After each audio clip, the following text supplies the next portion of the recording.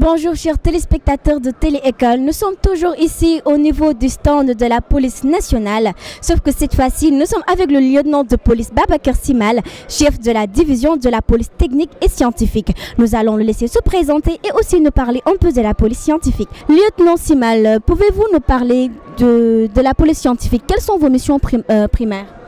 Ok, très bien. Donc la police technique et scientifique qui est une des entités qui composent la direction de la police judiciaire. Donc nous faisons partie de cette direction. Nous avons en charge donc l'exploitation des scènes d'infraction, les différentes scènes d'infraction, les scènes de cambriolage, scènes de crime, d'homicide, les scènes d'attentat, on ne le souhaite pas. Mais la signalisation complète des individus, la signalisation des délinquants, les délinquants, et également les reconstitutions de scènes d'infraction, mais ensuite les scènes d'autopsie. Donc nous participons aux opérations d'autopsie. Voilà, et les opérations de reconnaissance, d'analyse de relevés administratifs également.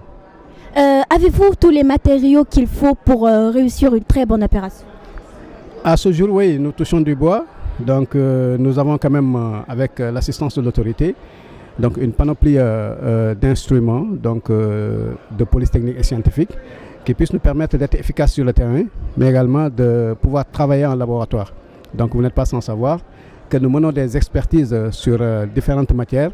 Donc je pense à la balistique, nous en sommes à l'étape primaire.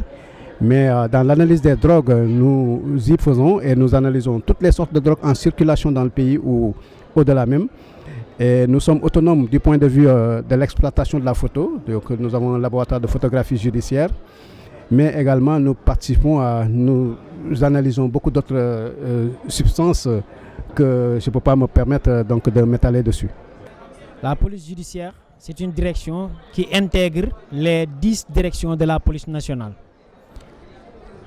Donc c'est une direction qui est chargée de gérer toutes les affaires en cours qui sont liées aux problèmes de la population et le monde externe.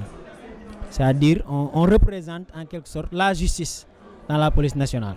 Nous, notre division, la division spéciale de cybersécurité, c'est une division que je disais qui appartient à la direction de la police judiciaire.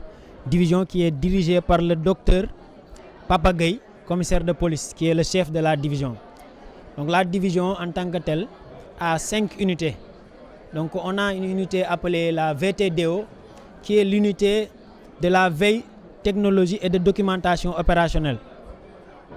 Cette unité est chargée de gérer les affaires en cours, ainsi de suite.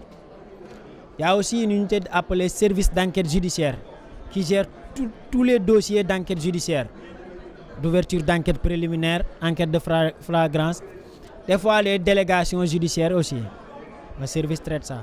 Il y a aussi une unité appelée GRI, le groupe de recherche et d'interpellation, qui sont chargés de faire, après investigation, rechercher les individus afin de faire leur interpellation et leur conduite au niveau du service. Une fois leur conduite au niveau du service, l'enclenchement pénal sera enclenché. On va faire les interrogatoires nécessaires par rapport au dossier qui leur soit incriminé et maintenant faire une transmission au niveau du parquet. Il y a aussi une unité appelée laboratoire criminalistique d'analyse technico-légale. C'est un laboratoire qui permet l'analyse et l'exploitation de tout ce qui est dispositif technologique, téléphone portable, ordinateur, entre autres tous les dispositifs technologiques qui peuvent participer à faire sortir des éléments de preuve sur une enquête. Leur exploitation, ça se passe au niveau du laboratoire.